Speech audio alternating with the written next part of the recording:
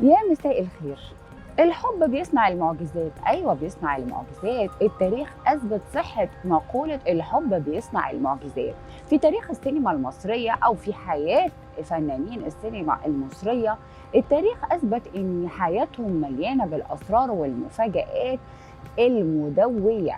الحقيقة في حلقة النهاردة هنتكلم وهنرصد أبرز أسماء الفنانين في زمن الفن الجميل اللي اعتنقوا الإسلام، تركوا ديانتهم اليهودية والمسيحية ودخلوا الإسلام عن اقتناع تام، وغيروا من أسمائهم اللي كانت بديانتهم إلى أسماء إسلامية أو تتناسب مع الديانة الإسلامية. والسبب كان ايه يا جماعه؟ كان الحب. علشان كده بنقول الحب بيصنع المعجزات. بعد الفاصل هنتكلم وهنرصد ابرز هؤلاء الفنانين.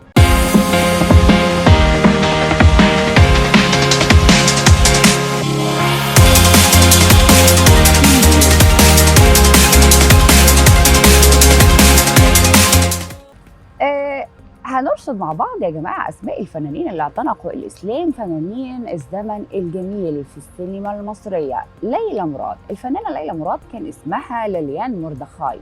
تخلت الفنانة ليلى مراد عن ديانتها اليهودية وأعلنت إسلامها، رغم أن زواجها من الفنان أنور وجدي هو العامل المساعد جدا للتغيير اللي حصل لها في ديانتها وفي حياتها، لكنها اعتنقت الإسلام عن اقتناع.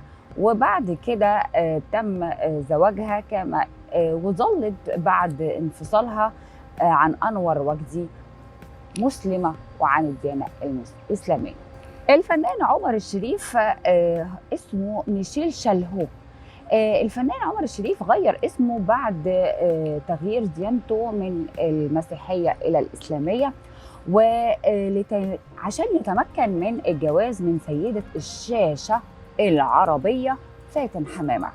وبعد غرامه بيها وحبه كبير ليها أثناء تصويرهم فيلم صراع في الوادي، وعمر الشريف الحقيقة غير اسمه من ميشيل شالهوب لعمر الشريف.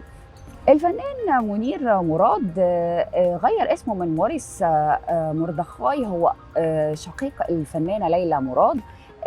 كان متزوج في بداية حياته من سيدة يهودية، لكن الحقيقة بعد ما أعلن تخليه عن ديانته واعتناقه ودخوله الإسلام، هو كان يهودي.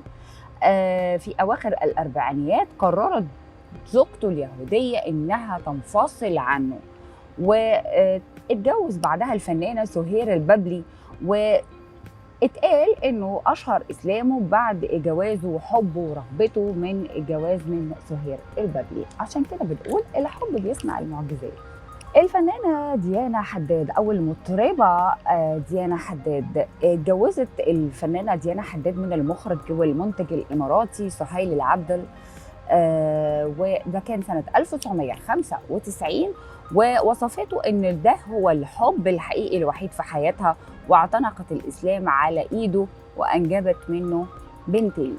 أسامة فوزي، المخرج أسامة فوزي الحب دفعه للفنانة سلوى خطاب إلا إنه يغير ديانته من المسيحية للإسلام عشان يقدر إن هو يتجوز الفنانة سلوى خطاب.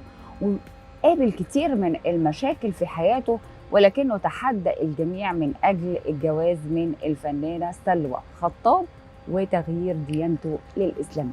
الفنانة نجمة إبراهيم الحقيقة كتير من الروايات بتأكد إنها اعتنقت الإسلام وتخلت عن ديانتها اليهودية، حتى إنها كان لها ندوات صوفية أسبوعية بتقتصر على الحديث في شؤون الدين، وكانت بتستدعي فيها زملائها في الوسط الفني من المسلمين. الفنانة نجوى سالم كان اسمها نظيرة موسى شحاتة، وغيرت اسمها لنجوى سالم. نجوى سالم اسمها الحقيقي نينات شالوم. كانت بتشعر بوسواس بسبب ديانتها اليهودية، وكانت بتشعر دايما ان في حد بيتعقبها بيخطط لقتلها، إلى أن أعلنت إسلامها سنة 1960. كانت دايما بتخاف، هي كانت معتنقة الإسلام، لكن كانت دايما بتخاف إنه حد يكشف أمرها وإنها دخلت في الإسلام، لكن أشهرت إسلامها سنة 1960. الفنانة ماري منيب، ماري سليم حبيب، بعد جوازها من المحامي عبد السلام فهمي زوج شقيقتها اللي توفيت، علشان هي تربي أولاد أختها، تأثرت بالشعائر الإسلامية وتلاوة القرآن الكريم اللي كان بيتلي كل يوم في منزل حماتها. كانت حماتها بتشرح لها معاني الآيات القرآنية، وحفظت فعلا كتير من الآيات القرآنية، وأشهرت إسلامها عن اقتناع وعن بعد حب للمحامي عبد السلام زوج أختها، واختارت لنفسها اسم أمينة عبد السلام نسبة لزوجها عبد السلام فهمي. كمان الفنان صفوت غطاس، المنتج الكبير اللي تخلى عن ديانته المسيحية بسبب حبه لسميرة أحمد، اللي أراد إن هو يتجوزها، وواجه مشاكل كبيرة جدا مع عيلته، إلى إنه أشهر إسلامه وتزوج من الفنانة سميرة أحمد.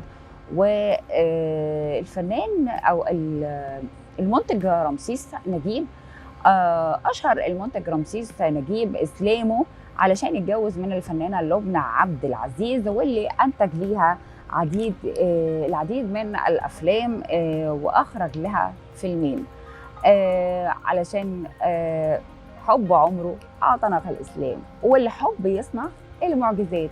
أعزائي المشاهدين، وبكده نكون وصلنا لنهاية حلقتنا. بشكركم واشوفكم في حلقة جديدة.